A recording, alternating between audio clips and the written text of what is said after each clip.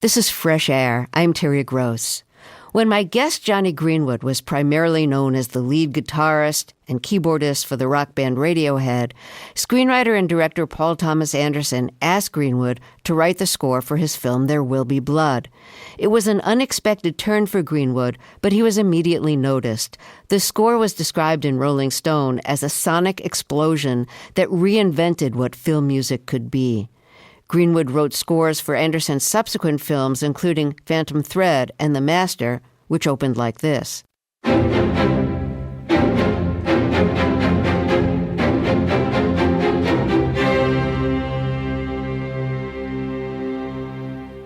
That's a pretty great way to start a film. Greenwood also writes a lot of film music that's more avant-garde, but some of the avant-garde music is influenced by his love of Baroque. He studied classical music when he was young, played in a youth orchestra, and has been a composer in residence at the BBC Concert Orchestra. Now you can hear his music in 3 very different new movies: Anderson's Licorice Pizza, which is set in the 70s, Spencer, starring Kristen Stewart as Princess Diana, and The Power of the Dog, which is set in Montana in 1925. In the beginning of The Power of the Dog, 2 brothers who own a large cattle ranch are herding the cattle to market. This is the music we hear.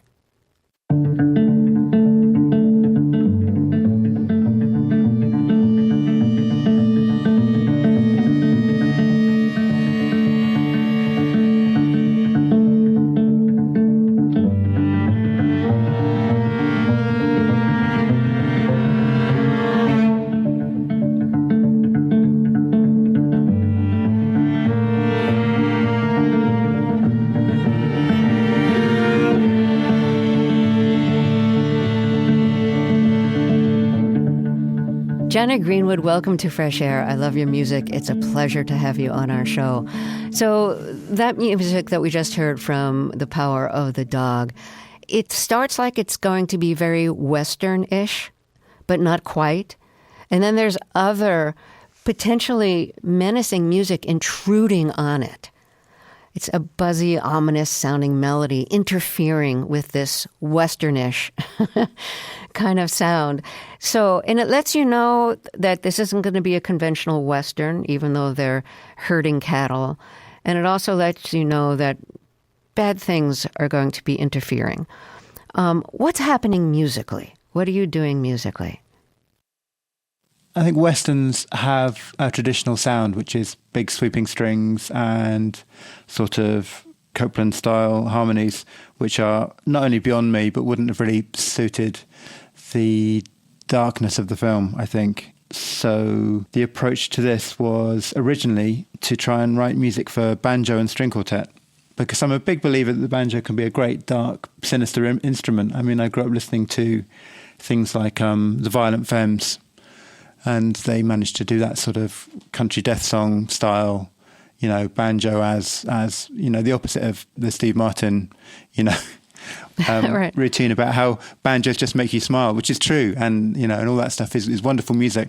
But there's also a dark side, I think, to that kind of music. Anyway, I persuaded her to let me try and write something for banjo and string quartet, and it was awful, as you might imagine, and just sounded wrong in every way. So on the rebound from that, I just started trying to play my cello like it was a banjo. So doing the rolling finger picking thing on a cello instead.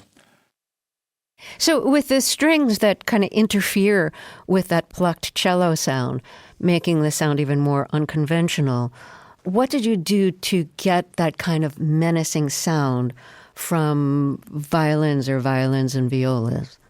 So I had them play with no vibrato, and, you know, that's a really beautiful effect in a way. I think the danger with writing music not on paper and relying on computers and demos is that you start to get used to how some string sounds and then just look to replicate that. Whereas the variety of color that, you know, one player can make with a string instrument is already is quite mind blowing, and just the combination of a whole ensemble and all the directions it can go, it's really exciting and daunting. And it's easily my favorite day of the year is when string players turn up for an afternoon.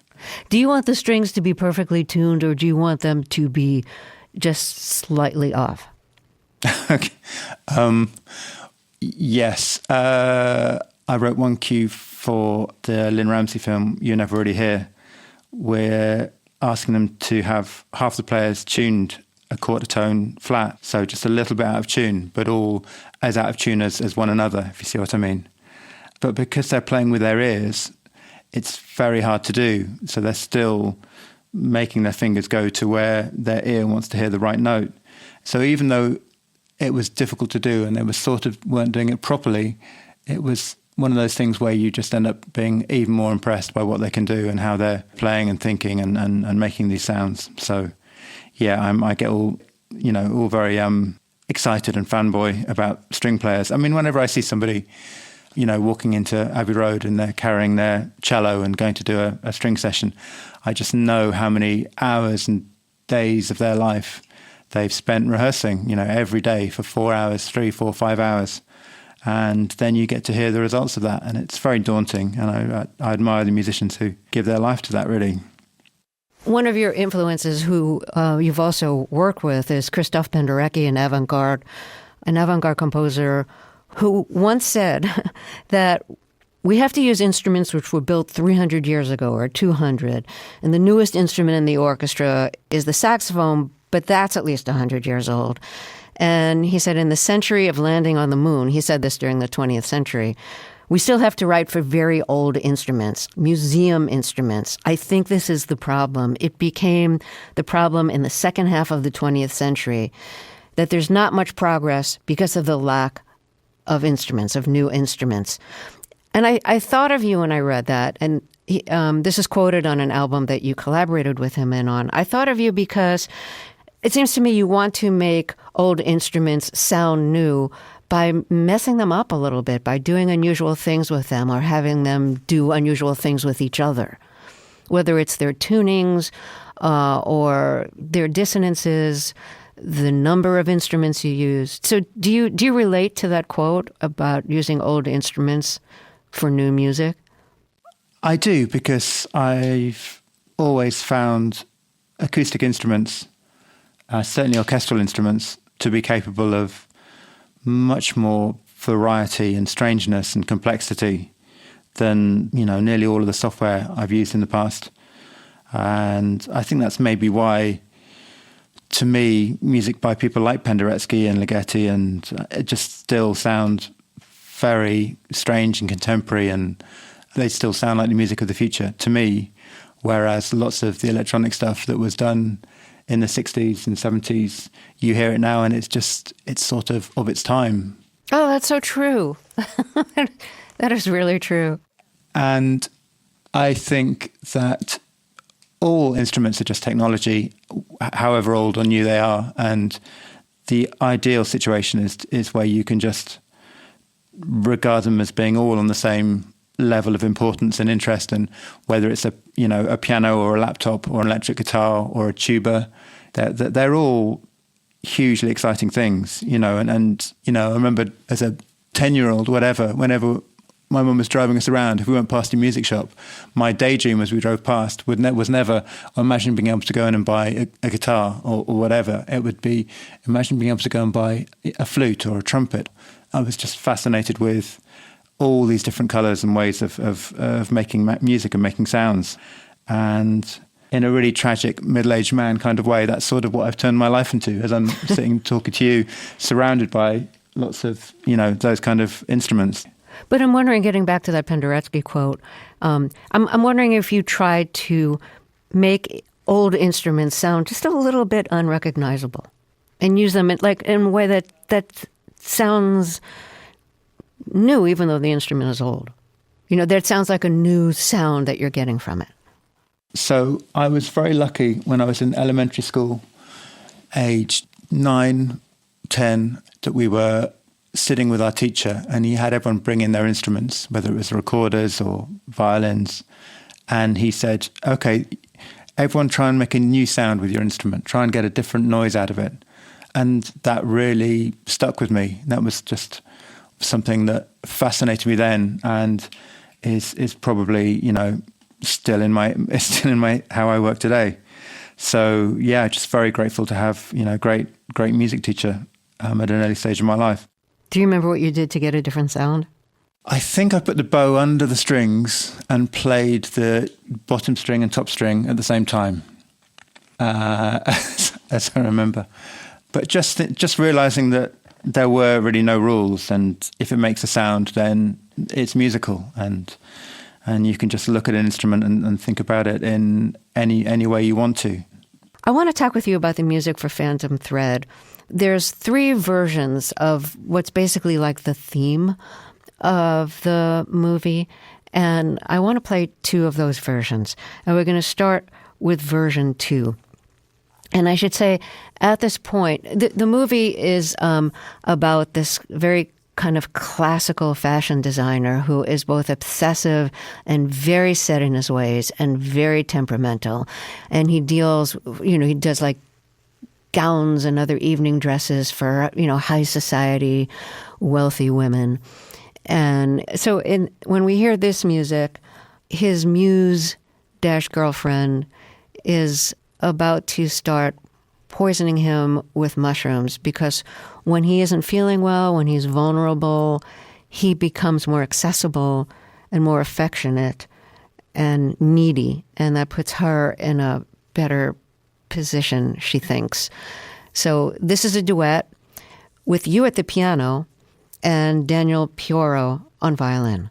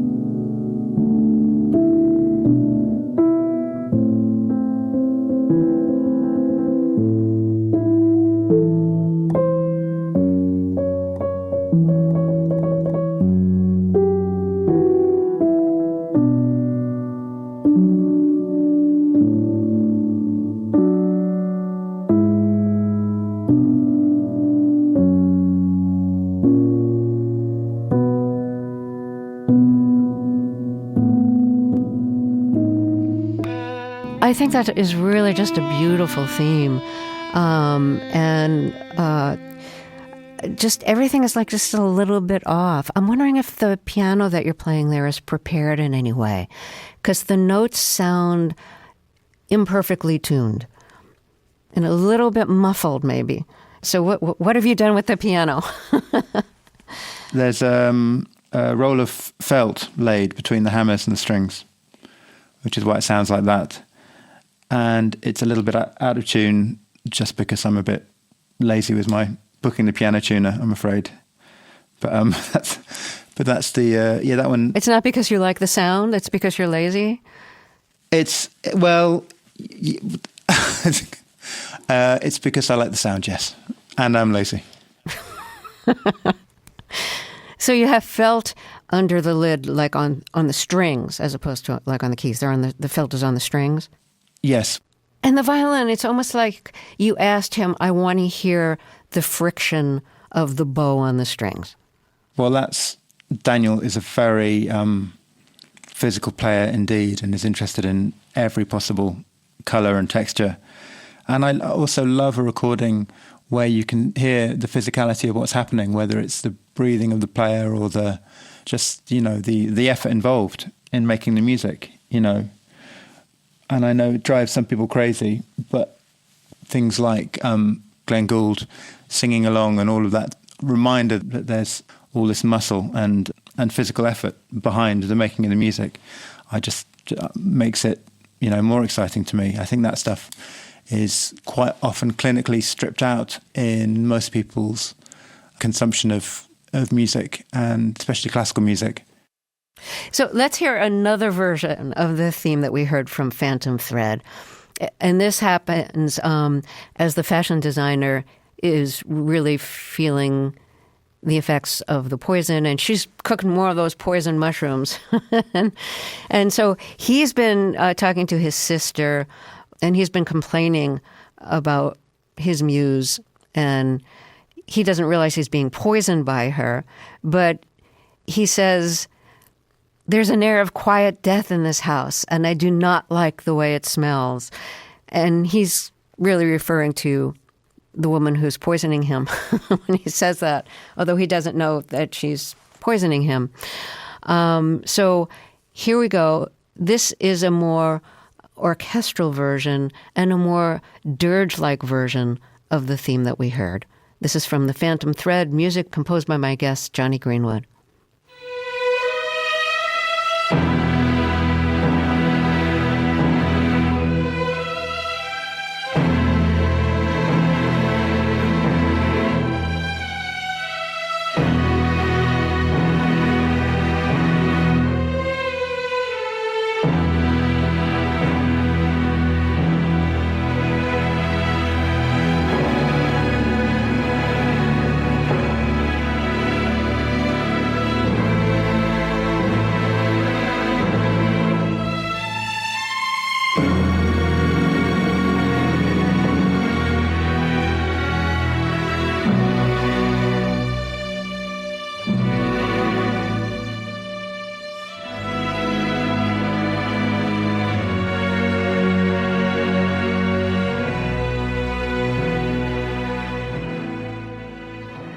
I just love that. And I'm not sure exactly what to ask you, but can you talk a little bit about shaping it into that version of the theme? Sure. I mean, I'm a big fan of these historically very inaccurate recordings of Baroque music that were done in the 70s, 60s, 70s, 80s, even before the authenticity police stepped in and made everyone play with the right size of orchestra and the right kind of violins. And because it's sort of glorious hearing this Baroque music done with big romantic orchestras, for all that it's, would never have sounded like that. So that was a reference I sent to Paul. And he was also talking about that Kubrick film, Barry Lyndon, that has some big Baroque orchestral things in it. And it was just, on one level, another excuse to get in a room with an orchestra and just revel in that beautiful big sound they make. You started writing film scores because Paul Thomas Anderson asked you to write music for There Will Be Blood. What was your first reaction when he asked you to do something you'd never done before? Had you ever thought about doing film scores? No, I hadn't. My reaction when Paul asked me was just excitement that I was going to get access to musicians and be able to write music for someone. And the fact that it was for a film, I didn't really, up until that time, pay that much attention to film music, really. And I just thought this is going to be a bit like being in a band with somebody, except I'm in a band with Paul and the people who are making this film and going to be contributing music to it, and as a way to disassociate from it, I suppose, and feel like it's not really to do with me. And when I started thinking like that, I just found it really enjoyable and fun to throw lots of music in his direction. Do you find it helpful to know that I have to write music that fits this mood or that fits this scene, and there's a purpose that defines what the music has to be? Is that helpful in digging out, music from your brain to know what it's for? It is, but there's a few cues in Phantom Thread that were written specifically for the scene they're in, but they're the minority, really. It's usually more a case of writing music about the characters or the scenery or the story itself. Like in There Will Be Blood, I remember being really taken with the story of H.W. and this sort of abandoned boy being taken. And I enjoyed writing quite a lot of, I suppose, quite sentimental music for that. And, I enjoyed that easily as much as writing the more atonal and stranger, relatively stranger orchestrations and things. And I try and avoid things like click tracks. So quite often the players are just being asked to play 2 or 3 minutes of music, and the poor editor or director have to just, put up with something that might not fit to picture, or even move the picture around so it fits the music. But this is partly from just trying to avoid computers as being the arbiter in how music is played and how how tempos are conducted, and we'll just ask the players to play something in 3 or 4 different tempos, and then do the work in the edit into making things work with the film itself. When you write for a movie, are you seeing the footage of the scene you're writing for before you compose it, or are you composing it before it's even shot? Usually a lot of it gets written when I see the first test footage, or just see early footage of, like with Jane Campion's film, it was seeing all of the footage of New Zealand that was standing in for Montana, and just seeing the colours of the film and understanding the script and the characters. And that's already lots of really, fertile ground to start writing music. And I'd rather write twice as much music as needed and just keep going, rather than panic about, dropping the level of the music at the right place so a line of dialogue can be fitted in exactly in the right second. And so I'm very indulged in that way, in that I'm allowed to start at work very early while films are being, shot, or even before. You started studying classical music when you were a child. How did you go in that direction? Was it through school? Were you assigned an instrument? Did your parents listen to classical music? No, there was never really music playing in the house other than from my older sister, Susan. But in terms of classical stuff, I think it was just because I was given a plastic recorder when I was 6 as a surprise present. And then I had 5 years where I was at a primary school where I was told that no one was allowed to play the recorder until they were 11. And this just became this instrument of total, fascination and frustration. It's like, why can't I just couldn't wait to start. So I think it was just that old story of denial, making something seem just, all the more delicious. And once I started playing recorder, I kept at it seriously till I was 18. I still play it now. Okay, a recorder is a wind instrument, but you had a plastic one. Now, I had a plastic one in 6th grade because we all had to play ensemble plastic recorders, which were known as flutophones. And the ones we had, I don't know about yours, but the ones we had, it was as if a wooden recorder mated with a kazoo and came up with this kind of annoying sound that was only heightened when there were 30 of them playing ensemble. So, was yours a flutophone or a recorder? Like, how did it sound? I mean, I'm sure it sounded gruesome, but I was impressed with myself enough to sit in my room playing it all day. But yeah, it was just a Baroque style recorder made of creamy yellow plastic by the Hohner Corporation in 1979 or whatever it was. So I know you love Baroque music. You've loved it since childhood. Is there an example from one of your scores in which you feel you especially drew on your love for Baroque? I mean, I keep doing it. It's the brutal truth. Like even in Spencer's score, there's lots of things that are very, influenced.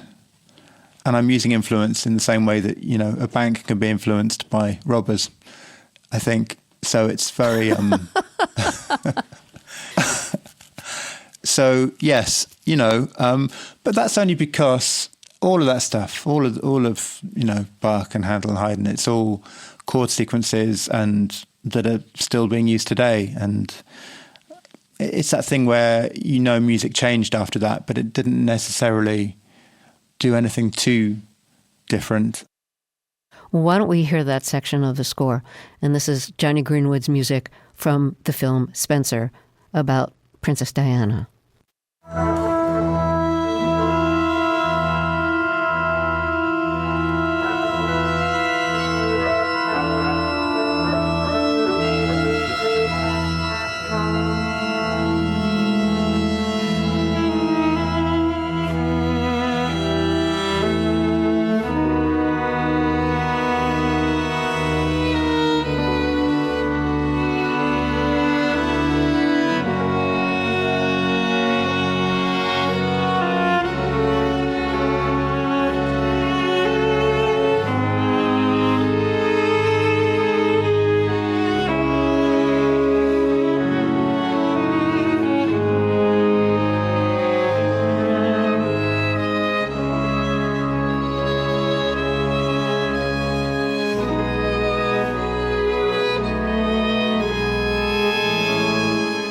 That's music from Jonny Greenwood's soundtrack for the new film Spencer about Princess Diana.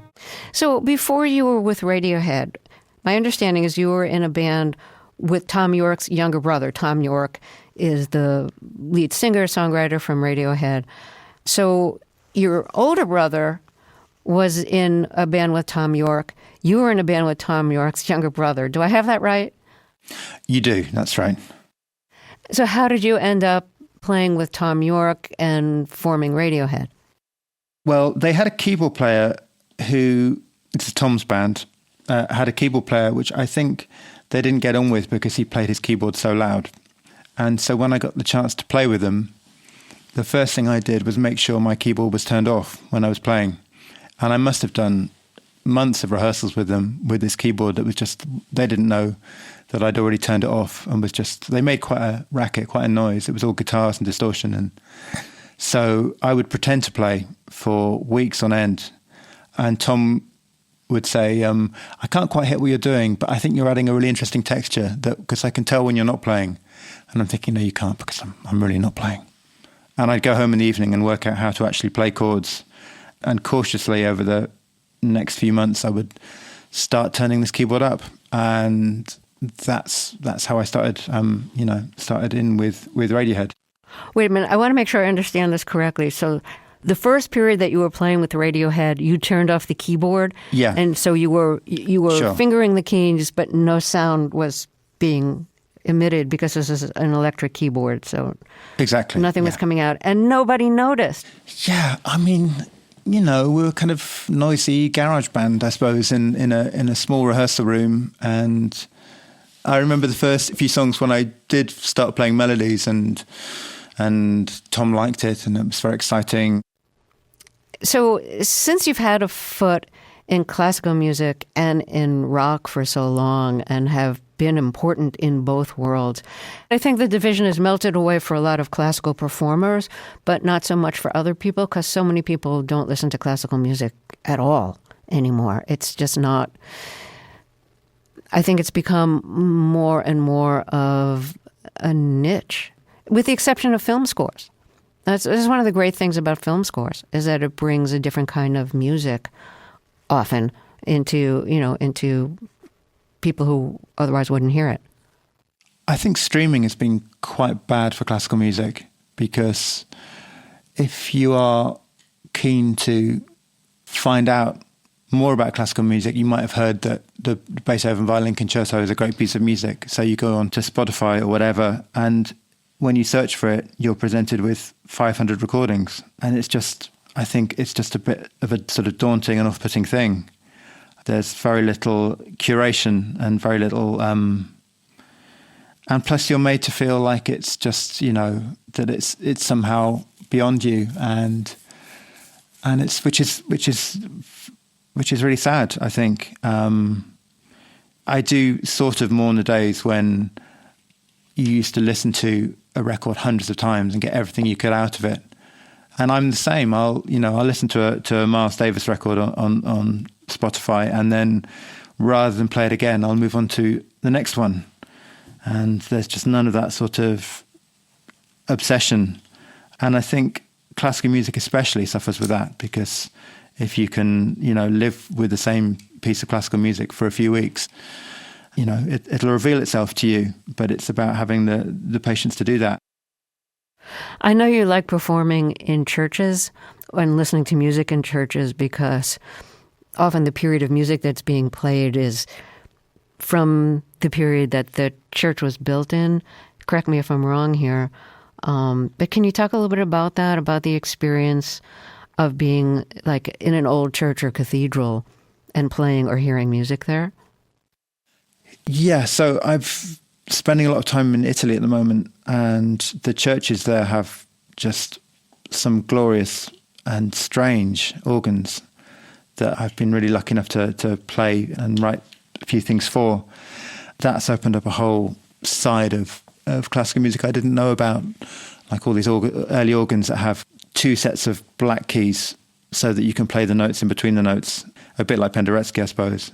And it have keys that reproduce the sound of birds singing, and if you look inside the organ, it's these little boxes with water in that blow air through them, and these instruments are 400 or 500 years old, and it just occurred to me that when you're sitting hearing one being played, you are hearing an actual authentic performance that would be identical to someone sitting in the same chair 500 years earlier, because the walls are the same and the pipes are the same and the organ is the same, and this is what it sounded like. And there's a sort of exciting time traveler-y sort of enjoyment to be had with that kind of music, I think.